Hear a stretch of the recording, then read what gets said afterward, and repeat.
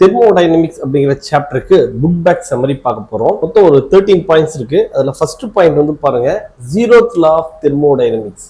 Zeroth Law of Thermodynamics இது என்ன சொல்லுது?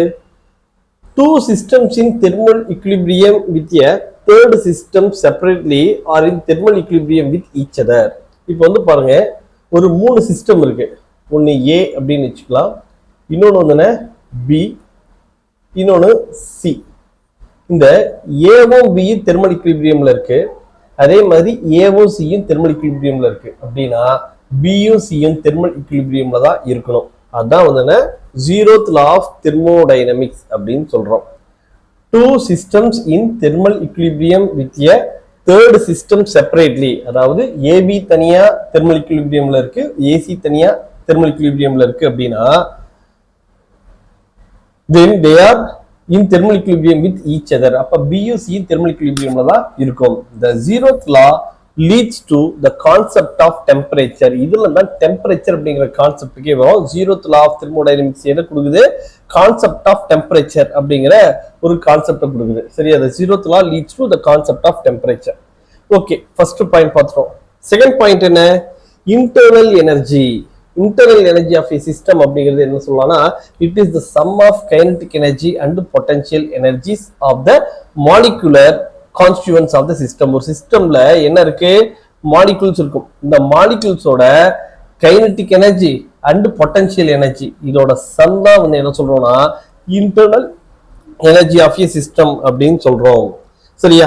It does not include the overall kinetic energy of the system. இப்போ internal எனர்ஜினா overall kinetic energy கிடையாது. It is the sum of kinetic and potential energy of the system. Heat and work are two modes of energy transfer to the system. இப்போ ஒரு system இருக்கு, அந்த சிஸ்டம்க்கு energy transfer அப்படிங்கிறது எப்படி நடக்குங்கிறது பாருங்க. இப்படி ஒரு சிஸ்டம், சரியா? இந்த மாதிரி சிஸ்டம் இருக்கு அப்படின்னா உள்ள வந்து நிறைய மாலிகுல்ஸ் இப்படி இருக்கு. இந்த சிஸ்டம்க்கு வந்து நம்ம எனர்ஜி கொடுக்கறதுனா எப்படி கொடுக்கலாம்னா, ஒண்ணு வந்து நம்ம இதுக்கு ஹீட் கொடுக்கலாம், இல்லாட்டி ஒர்க் டன் செய்யலாம். சரியா? இது வந்து இதுல இன்டர்னல் எனர்ஜி இன்க்ரீஸ் பண்ணணும்னா ஒண்ணு என்ன பண்ணலாம், எக்ஸ்டர்னலா நம்ம ஒரு ஒர்க் டன், இந்த பிஸ்டனை நம்ம கீழே இறக்கும் போது என்ன ஆகும், இது கீழே இறங்கும், அதனால வந்து என்ன ஆகும், இதுக்கு ஒரு எனர்ஜி கிடைக்கும். இது ஒரு டைப். இதான் வந்து ஒர்க்குனால கிடைக்கக்கூடிய எனர்ஜி டிரான்ஸ்ஃபர். இன்னொன்று வந்து இதுக்கு வந்து என்ன பண்ணலாம், ஹீட் பண்ணலாம். இதுக்கு ஹீட் பண்றதுனாலையும் இதுக்கு வந்து எனர்ஜியை கொடுக்க முடியும். Heat and work are the two modes of energy transfer to the system. Heat is the energy transfer arising due to temperature difference between the system and the surroundings. Heat transfer அப்படிங்கிறது என்ன? System. இதுக்கு பேர் தான் என்ன சொல்றோம்? System அப்படின்னு சொல்றோம். இதை சுத்தி இருக்கக்கூடிய இந்த ஸ்பேஸுக்கு இருக்குல்ல, இந்த சுத்தி இருக்கக்கூடிய இந்த என்விரான்மெண்ட், இதை வந்து என்ன சொல்றோம்னா சரௌண்டிங் அப்படின்னு சொல்றோம். சரியா? இந்த சிஸ்டம்க்கும் சரௌண்டிங்க்கும் நடுவில் இருக்கக்கூடிய டெம்பரேச்சர் டிஃபரன்ஸ்னாலதான் என்ன ஆகுதுன்னா எனர்ஜி டிரான்ஸ்ஃபர் அப்படிங்கிறது நடக்குது. சரியா? இந்த டைப் ஆஃப் எனர்ஜி டிரான்ஸ்ஃபர் தான் என்ன சொல்றோம்னா ஹீட் அப்படின்னு சொல்றோம். Work is the energy transfer brought about by other means. Other means அப்படின்னா வேற மாதிரியான இந்த டைப் இல்லாம வேற எப்படி எனர்ஜி கொடுத்தாலும் அதை வந்து ஒர்க் அப்படின்னு சொல்றோம், எனர்ஜி டிரான்ஸ்ஃபர். இது எப்படி சொல்லலாம்னா, such as moving the piston of a cylinder containing the gas by raising or lowering some weight connected to it. இந்த பிஸ்டனுக்கு மேல நம்ம என்ன பண்றோம்னா, நம்ம வெயிட்டை நம்ம இன்க்ரீஸ் பண்ணலாம், இல்லாட்டினா வெயிட்டை வந்து டிக்ரீஸ் பண்ணலாம். அப்போ வந்து என்ன ஆகும், ஒண்ணு இது கீழே போகும், இல்லாட்டி இது எக்ஸ்பெண்ட் ஆகும். இப்படி நடக்கக்கூடிய எனர்ஜி டிரான்ஸ்ஃபர் வந்து என்ன சொல்றோம்னா ஒர்க் அப்படின்னு சொல்றோம். சரியா? இதுதான் செகண்ட் பாயிண்ட். ஃபர்ஸ்ட் லால வந்து என்ன சொல்றோம், Zeroth Law பத்தி சொல்றோம் ஃபர்ஸ்ட் பாயிண்ட்ல. செகண்ட் பாயிண்ட்ல இன்டர்னல் எனர்ஜியை பத்தி சொல்றோம். எனர்ஜி டிரான்ஸ்ஃபர் வந்து ஹீட் அண்ட் ஒர்க் அப்படின்னு ரெண்டு டைப்ல நடக்கும் அப்படிங்கறத சொல்றோம். அதுக்கு அடுத்தது மூணாவது என்ன சொல்றாங்க, the first law of thermodynamics. சரியா? ஃபர்ஸ்ட் law of thermodynamics அப்படிங்கிறது என்ன? நமக்கு ஒரு எனர்ஜி கொடுக்குறோம் அப்படின்னா, ஹீட் கொடுக்குறோம் அப்படின்னா அது ஃபர்ஸ்ட் அதோட இன்டர்னல் எனர்ஜி இன்க்ரீஸ் பண்ணும். சிஸ்டமோட இன்டர்னல் எனர்ஜி இன்க்ரீஸ் ஆகும். அதுக்கு அடுத்தது எக்ஸ்ட்ரா இருக்கிறதா வந்து என்ன ஆகும், நமக்கு ஒர்க் டன்னா மாறும். அப்ப இந்த internal energy and work done ரெண்டையும் ஆட் பண்ணோம்னா நம்ம கொடுத்த ஹீட் எனர்ஜிக்கு அது ஈக்குவலா இருக்கும். The first law of thermodynamics is the general law of conservation of energy applied to any system in which energy transfer from or to the surroundings though through heat or work is taken into account. நம்ம heat மூலமாவோ அல்லது work மூலமாவோ நம்ம ஒரு சிஸ்டம்க்கு நம்ம என்ன பண்ணலாம், surrounding வந்து energy கொடுக்கலாம், இல்லாட்டி சிஸ்டத்துல இருந்து சரௌண்டிங்க்கு எனர்ஜி எடுக்கலாம். சரியா? இந்த மாதிரி இருக்கு. நம்ம இந்த லா ஆஃப் கன்சர்வேஷன் ஆஃப் எனர்ஜிங்கிறத அப்ளை பண்ணும்போது நமக்கு கிடைக்கிற இந்த ஃபர்ஸ்ட் லா ஆஃப் தெர்மோடைனமிக்ஸ். இதுல இருந்து என்ன சொல்றாங்க, it states that delta Q is equal to delta U plus delta W. அதாவது delta Q அப்படிங்கிறது என்ன, heat supplied to the system. இது எதுக்கு ஈக்குவலா இருக்கும், delta W is the work done by the system, delta U is the change in internal energy of the system. இப்ப நம்ம தரக்கூடிய இந்த ஹீட் எனர்ஜிங்கிறது heat supply to the system என்னவா மாறும்னா, ஒரு பார்ட் ஒர்க் டன் ஆகும், இன்னொரு பார்ட் வந்து என்ன, அதோட இன்டர்னல் எனர்ஜி இன்க்ரீஸ் பண்றதுக்கும் யூஸ் ஆகும். அதான் வந்து first law of thermodynamics. Next, the specific heat capacity of a substance அப்படின்னா என்ன, ஸ்பெசிபிக் ஹீட் கெப்பாசிட்டி அப்படின்னா என்னன்னா, ஒரு மாஸ் m மாஸ் இருக்கக்கூடிய ஒரு சப்ஸ்டன்ஸ், இதோட டெம்பரேச்சர், இதுக்கு ஹீட் எனர்ஜி எவ்வளவு பண்றோம், டெல்டா கியூங்கிற அளவுக்கு ஹீட் எனர்ஜி இன்க்ரீஸ் பண்ணணும்னா அதுக்கு நமக்கு ஹீட் எனர்ஜி கொடுக்கும்போது எவ்வளவு டெம்பரேச்சர் இன்க்ரீஸ் ஆகுது, டெல்டா டிங்கிற அளவுக்கு டெம்பரேச்சர் இன்க்ரீஸ் ஆச்சுன்னா அப்ப இதான் என்ன சொல்றோம், நம்ம ஸ்பெசிபிக் ஹீட் அப்படின்னு சொல்றோம். S is equal to 1/m into delta Q divided by delta T. அதாவது ஒரு யூனிட் மாஸ் இருக்கக்கூடிய சப்ஸ்டன்ஸோட டெம்பரேச்சரை 1 டிகிரி செல்சியஸ் இன்க்ரீஸ் பண்றதுக்கு நம்ம எவ்வளவு ஹீட் எனர்ஜி கொடுக்குறோமோ அதான் ஸ்பெசிபிக் ஹீட் S அப்படின்னு சொல்றோம். M is the mass of the substance and delta Q is the heat required to change its temperature by delta T. The molar specific heat எப்படி சொல்லலாம், ஒரு மோல் சப்ஸ்டன்ஸ் இருக்கு, அதோட டெம்பரேச்சரை 1 டிகிரி செல்சியஸ் இன்க்ரீஸ் பண்றதுக்கு நம்ம எவ்வளவு ஹீட் எனர்ஜி கொடுக்குறோமோ அதுதான் என்ன சொல்றோம், மோலார் ஸ்பெசிபிக் ஹீட். இங்க மாஸ்னு கொடுத்தோம்னாக்கா ஸ்பெசிபிக் ஹீட், சரியா, அரே இது மோல்ஸ் கொடுத்துட்டோம்னா அது மோலார் ஸ்பெசிபிக் ஹீட் அப்படின்னு சொல்றோம். where mu is the number of moles of the substance. ஒரு சாலிட் இருக்கு, for a solid the law of equipartition of energy gives, equipartition of energy ல இருந்து என்ன சொல்லலாம்னா specific heat C is equal to 3R அப்படின்னு சொல்லலாம், which generally agrees with experiment at ordinary temperature. ordinary temperatureல எல்லா சாலிட்ஸ்க்கும் C is equal to 3R அப்படிங்கிறது வரும். R அப்படிங்கிறது யூனிவர்சல் கேஸ் கான்ஸ்டன்ட். பாருங்க இதுல கேலரி அப்படின்னு சொல்லுவாங்க, calorie is the world unit of heat. நம்ம ஜெனரலா என்ன சொல்லுவோம், ஜூல்ஸ் தான் சொல்லுவோம். ஆனா கேலரிஸ் இப்பெல்லாம் நம்ம ஃபுட் எடுக்கும்போது இவ்வளவு கேலரின்னு சொல்றாங்கல்ல, இப்ப கேலரிங்கிறது வந்து இந்த எனர்ஜிக்கான ஹீட்டுக்கான world unit. 1 calorie is the amount of heat required to raise the temperature of 1 gram of water from 14.5 degrees Celsius to 15.5 degrees Celsius. அதாவது 1 gram of water இருக்கு, 1 gram of water டெம்பரேச்சர் என்ன பண்றோம்னா 14.5 டிகிரி செல்சியஸ்ல இருந்து என்ன பண்றோம் 15.5 degree செல்சியஸ்க்கு change பண்றோம். அதுக்கு எவ்வளவு ஹீட் எனர்ஜி தேவைப்படுது, சரியா, அந்த ஹீட் எனர்ஜி தான் என்ன சொல்றோம்னா அந்த 1 கேலரின்னு சொல்றோம். 1 calorie is equal to 4.186 joules அப்படின்னு சொல்லலாம். நெக்ஸ்ட் 5th பாயிண்ட் என்ன சொல்றாங்க, for an ideal gas the molar specific heat capacities at constant pressure and volume satisfy the relation. அதாவது Cpங்கிறது என்ன, specific heat, molar specific heat at constant pressure minus molar specific heat at constant volume. இந்த difference எதுக்கு ஈக்குவலா இருக்கும்னா ஆருக்கு ஈக்குவலா இருக்கும். R அப்படிங்கிறது யூனிவர்சல் கேஸ் கான்ஸ்டன்ட் அப்படின்னு சொல்றோம். Next, equilibrium states of a thermodynamic system are described by the state variables. அப்போ ஒரு சிஸ்டம் வந்து ஈக்விலிபிரியம் கண்டிஷன்ல இருக்குன்னா அந்த ஈக்விலிபிரியம் கண்டிஷன்ல இருக்கக்கூடிய அந்த சிஸ்டத்தை எப்படி டிஸ்கிரைப் பண்ண முடியும்னா ஸ்டேட் வேரியபிள்ஸ்ல எக்ஸ்பிளைன் பண்ணலாம். ஸ்டேட் வேரியபிள்னா அப்ப என்னங்கிறது பாருங்க, the value of state variable depends only on the particular state, not on the path used to arrive at that state. இப்போ வந்து பாருங்க ஒரு PV டயக்ராம் இருக்கு, ஒரு பக்கம் வந்து என்ன பிரஷர் இருக்கும், இன்னொரு பக்கம் வந்து என்ன வால்யூம் இருக்கும். இப்போ வந்து என்ன இந்த கர்வ் இப்படி போகுதுன்னு வச்சுக்கோங்க, இது ஒரு ஸ்டேட், இது ஒரு ஸ்டேட். இந்த ஸ்டேட்டை டிஸ்கிரைப் பண்ணக்கூடிய வேரியபிள்ஸ் வந்து PVன்னு இருக்குன்னா இதை வந்து ஸ்டேட் வேரியபிள் அப்படின்னு சொல்றோம். இது எதை பொறுத்து இருக்குன்னா இந்த பர்டிகுலர் ஸ்டேட்டை பொறுத்து தான் இருக்கு இல்லையா, இது எந்த பாத்துல வந்துச்சுங்கிறத பொறுத்து டிபெண்ட் ஆயிருக்காது, அதான் சொல்றாங்க. இப்ப examples of state variables are என்ன, பிரஷர் P, இப்ப நான் சொன்னேன் volume V, temperature T and mass M, இதெல்லாம் வந்து என்ன சொல்லலாம்னா ஸ்டேட் வேரியபிள்ஸ் அப்படின்னு சொல்லலாம். Heat and work are not state variables. அப்ப ஹீட் ஒர்க் என்ன பண்ணணும்னா அதை ஒரு ஸ்டேட்ல இருந்து இன்னொரு ஸ்டேட்டுக்கு கொண்டு போறதுக்கு யூஸ் ஆகக்கூடிய வேரியபிள், அதுதான் என்ன சொல்றோம் நம்ம heat and work are not state variables அப்படின்னு சொல்றோம். And equation of state, equation of ஸ்டேட்னா என்ன சொல்லலாம், அந்த like the ideal gas equation PV is equal to mu into RT, இந்த மாதிரி ஸ்டேட் வேரியபிள்ஸை ஈக்குவேட் பண்ணக்கூடிய ஈக்குவேஷன் எல்லாமே ஈக்குவேஷன் ஆஃப் ஸ்டேட் அப்படின்னு சொல்லலாம். இப்போ ஒரு example PV is equal to mu RT அப்படின்னு சொல்றாங்க, is a relation connecting different state variables. வெவ்வேறு ஸ்டேட் வேரியபிள்ஸை கனெக்ட் பண்ணக்கூடிய பாருங்க P, B, RT இது எல்லாமே ஸ்டேட் வேரியபிள்ஸ், இதை கனெக்ட் பண்ணக்கூடிய ஒரு ஈக்குவேஷன் தான் ஈக்குவேஷன் ஆஃப் ஸ்டேட் அப்படின்னு சொல்றோம்.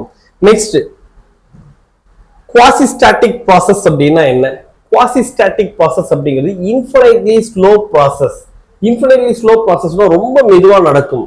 சரியா, தமிழ்ல என்ன சொல்லுவாங்க, மெது செயல்முறை அப்படின்னு சொல்லுவாங்க.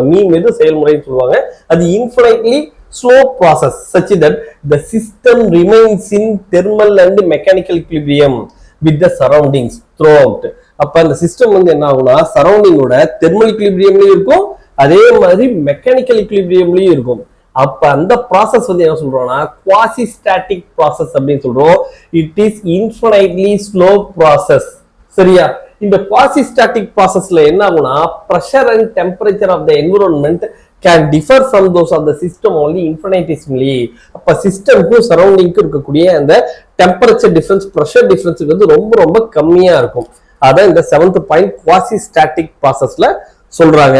Next, in an isothermal expansion of an ideal gas from volume V1 to V2 at temperature T, the heat absorbed equals the work done W by the gas. அப்ப ஒரு தெர்மல் எக்ஸ்பென்ஷன், அதாவது ஐசோதெர்மல் எக்ஸ்பென்ஷன்ல ஒரு ஆப்ஜெக்ட் வந்து என்ன ஆகுது, ஒரு system வந்து என்ன ஆகுது, V1ல இருந்து V2ங்கிற வால்யூமுக்கு மாறுது. அப்ப டெம்பரேச்சர் T, டெம்பரேச்சர் Tங்கிற டெம்பரேச்சர்ல V1ல இருந்து V2க்கு மாறுது. அப்ப ஹீட் அப்சார்ப் ஆகுறது எல்லாமே என்னவா மாறிடும்னா ஒர்க் டன்னா மாறிடும். சரியா, அதான் சொல்றாங்க Q is equal to W is equal to isothermal எக்ஸ்பென்ஷன்ல தான் இது நடக்கும். ஐசோதெர்மல் எக்ஸ்பென்ஷன்ல நம்ம தரக்கூடிய ஹீட் எல்லாமே ஒர்க் டன்னா மாறும், which is equal to mu RT into natural log of V2 divided by V1.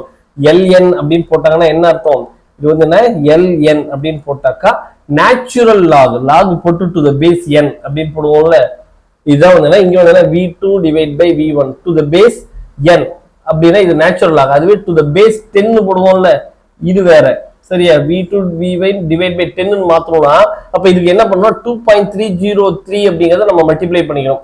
அப்ப natural log of V2 divide by V1 to the base n அப்படின்னு இருக்குன்னா இத டு த பேஸ் 10க்கு மாத்தணும்னா 2.303ங்கறத நம்ம multiply பண்ணிக்குவோம். இது ஒரு basic logarithm. Okay, in adiabatic process, isothermal process அப்படின்னா temperature கான்ஸ்டன்டா இருந்துச்சுன்னா அது ஐசோதெர்மல் ப்ராசஸ். நெக்ஸ்ட் அடியபேட்டிக் ப்ராசஸ்னா ஹீட் ட்ரான்ஸ்ஃபர் நடக்கலனா அது அடியபேட்டிக் ப்ராசஸ். இதுல PV power nu is equal to constant. இதுல நியூ அப்படிங்கிறதுனா CP by CV ratio, gamma அப்படின்னு சொல்லலாம், இல்லாட்டி நியூன்னு சொல்லலாம்.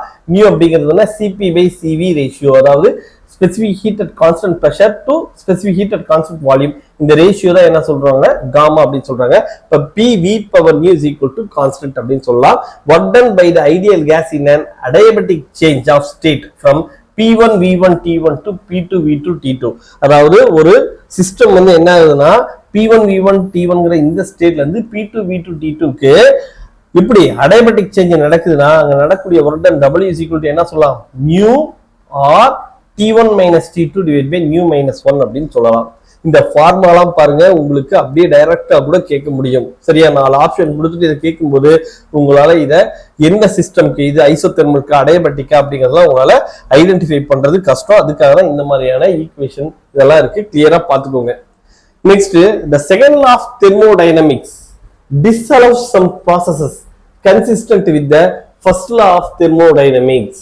அதாவது ஃபர்ஸ்ட் லாவுக்கு ஒபே பண்ணக்கூடியத இந்த செகண்ட் லா வந்து என்ன பண்ணும், அலோவ் பண்ணாது. the second law of thermodynamics disallows some processes consistent with the first law of thermodynamics. first law of thermodynamics obey பண்றத செகண்ட் லாவுக்கு இது வந்து என்ன பண்ணாது, அலோவ் பண்ணாது. செகண்ட் லா வந்து இது அலோவ் பண்ணாது. எக்ஸாம்பிள் வந்து என்ன சொல்றாங்கன்னா, இது பாருங்க, இது எல்லாமே வந்து ஒரு நெகட்டிவ் ஸ்டேட்மெண்டா தான் இருக்கும். கெல்வின் பிளாங்க் ஸ்டேட்மெண்ட் பாருங்க, எடுத்த உடனே no process is possible whose sole result is the absorption of heat from a reservoir and complete conversion of the heat into work. ஒரு ரிசர்வாயர்ல இருந்து, அதாவது ஒரு சோர்ஸ்ல இருந்து ஹீட்டை எடுத்து இந்த ஹீட்டை டோட்டலாவே ஒர்க் டன்னா மாத்தக்கூடிய சிஸ்டம் எதுவுமே கிடையாது. இந்த இது வந்து டோட்டலா ஒர்க் டன்னா மாத்தக்கூடிய ப்ராசஸ் பாசிபிலிட்டி கிடையாதுன்னு சொல்றாங்க. no process is possible whose sole result is the absorption of heat. அதாவது இது வந்து சோர்ஸ், இது வந்து சிங்க். சரியா, இது சோர்ஸ், இது சிங்க். சோர்ஸ்னா என்ன சார், டெம்பரேச்சர் அதிகமா இருக்கும், அதான் சோர்ஸ். சிங்க்னா என்ன, டெம்பரேச்சர் கம்மியா இருக்கும். டெம்பரேச்சர் அதிகமா இருக்கிற இடத்துல இருந்து டெம்பரேச்சர் கம்மியா இருக்கிற இடத்துக்கு ஹீட் டிரான்ஸ்ஃபர் ஆகும். அப்ப இந்த ஹீட்டை வந்து என்னன்னா எடுத்துக்கிட்டு இதை நம்ம என்ன பண்ணலாம், ஒர்டன் பண்ணலாம். ஆனா இந்த ஹீட்டை கம்ப்ளீட்டாவே ஒர்டனா மாத்தக்கூடிய எந்த ஒரு ப்ராசஸும் கிடையாதுங்கிறது தான் ஃபர்ஸ்ட் கெல்வின் பிளாங்க் ஸ்டேட்மெண்ட். ரெண்டாவது கிளாசியஸ் ஸ்டேட்மெண்ட் என்ன சொல்றாங்க, இதுவும் பாருங்க அதே நெகட்டிவ் ஸ்டேட்மெண்ட் தான். No process is possible whose sole result is the transfer of heat from a colder object to the hotter object. அதாவது ஒரு சிஸ்டம் லோயர் டெம்பரேச்சர்ல இருக்கு, இது T2 னு வச்சுக்கலாம். இன்னொரு சிஸ்டம் T1 இருக்கு, இது ஹையர் டெம்பரேச்சர்ல இருக்கு. ஹையர் டெம்பரேச்சர்ல தான் லோயர் டெம்பரேச்சருக்கு ஸ்பான்டேனியஸா ஹீட் டிரான்ஸ்ஃபர் ஆகும். ஆனா T2 ல இருந்து T1 க்கு ஹீட் டிரான்ஸ்ஃபர் ஆகும்னா அது தானா நடக்காது. நீங்க எக்ஸ்டர்னலா ஏதாவது ஒரு ஒர்டன் பண்ணணும். இப்ப வந்து பாருங்க, நமக்கு ஒரு டேங்க் இருக்கு, இது வந்து ஹையர் லெவல்ல இருக்கு, கீழே வந்து சம்ப் இருக்கு. மேல இருந்து தண்ணி வந்து கீழே ஆட்டோமேட்டிக்கா வரும். ஆனா கீழே இருந்து தண்ணியை கொண்டு போகணும்னா ஒரு பம்ப் அப்படிங்கிறது தேவைப்படும். இந்த பம்ப் இல்லாம கீழே இருக்கிற தண்ணி ஆட்டோமேட்டிக்கா மேல போக முடியாது. சரியா? இதுதான் வந்து என்ன சொல்றாங்க, நமக்கு இந்த கிளாசியஸ் ஸ்டேட்மெண்ட்ல சொல்றாங்க. இதோ ஹீட்ல சொல்றாங்க. நான் இங்க வாட்டர் ஒரு எக்ஸாம்பிளா சொல்றேன். லோயர் டெம்பரேச்சர்ல இருந்து ஹீட்டை ஹையர் டெம்பரேச்சருக்கு எக்ஸ்டர்னல் ஏஜென்சி இல்லாம கொண்டு போக முடியாது. Put simply, the second law implies that no heat engine can have efficiency eta equal to 1 or no refrigerator can coefficient of performance alpha equal to infinity. அதாவது இதுல இருந்து என்ன சொல்றாங்கன்னா, ஹீட் என்ஜினோட எஃபிஷியன்சி 1க்கு ஈக்குவலா இருக்காது. அதே மாதிரி கோஎஃபிஷியன்ட் ஆஃப் பெர்ஃபார்மன்ஸ் இங்க வந்து ஆல்பான்னு சொல்லியிருக்காங்க, சில சமயம் பீட்டான்னு சொல்லுவோம். இந்த ஆல்பாவோட வேல்யூ இன்ஃபினிட்டிக்கு ஈக்குவலாகவும் இருக்காது. இதுதான் வந்து என்ன, அதாவது ஹீட் என்ஜினோட ரிவர்ஸ் ப்ராசஸ் தான் இந்த ரெஃப்ரிஜிரேட்டர்ல நடக்கும். ஹீட் என்ஜின்ல சொல்றதுக்கு பெரிய எஃபிஷியன்சி சொல்றோம், அதே ரெஃப்ரிஜிரேட்டர்ல வந்து கோஎஃபிஷியன்ட் ஆஃப் பெர்ஃபார்மன்ஸ் அப்படின்னு சொல்லுவோம். இங்க ஹீட் என்ஜின்ல எஃபிஷியன்சி 1ன்னு வராது. அதே மாதிரி கோஎஃபிஷியன்ட் ஆஃப் பெர்ஃபார்மன்ஸ் ரெஃப்ரிஜிரேட்டர்ல இன்ஃபினிட்டிங்கிறது நாட் பாசிபிள் அப்படிங்கிறது தான் இந்த second law of thermodynamics. Okay, next 11th point என்ன சொல்றாங்க, a process is reversible if it can reversed such that both the system and the surroundings return to their original state with no other change anywhere else in the universe. அப்ப ஒரு process இருக்கு, ஒரு process ரிவர்சிபிளா இருக்கு அப்படின்னா it can be reversed. A process is reversible if it can be reversed such that both the system and the surroundings return to their original state with no other change anywhere else in the universe. அதாவது சிஸ்டம்ல இருந்து சரௌண்டிங்க்கு ஒரு அந்த வந்து பாருங்க, a process is reversible, it can reverse such that both the system and surroundings return to their original state. ஒரு system இருக்கு, இது சுத்தி இருக்கிறது சரௌண்டிங், இந்த சிஸ்டமும் சரௌண்டிங்க்கும் பழைய ஸ்டேட்டுக்கு அப்படியே நேச்சுரலா வரணும். சரியா? வேற எந்த ஒரு சேஞ்சஸுமே இருக்கக்கூடாது.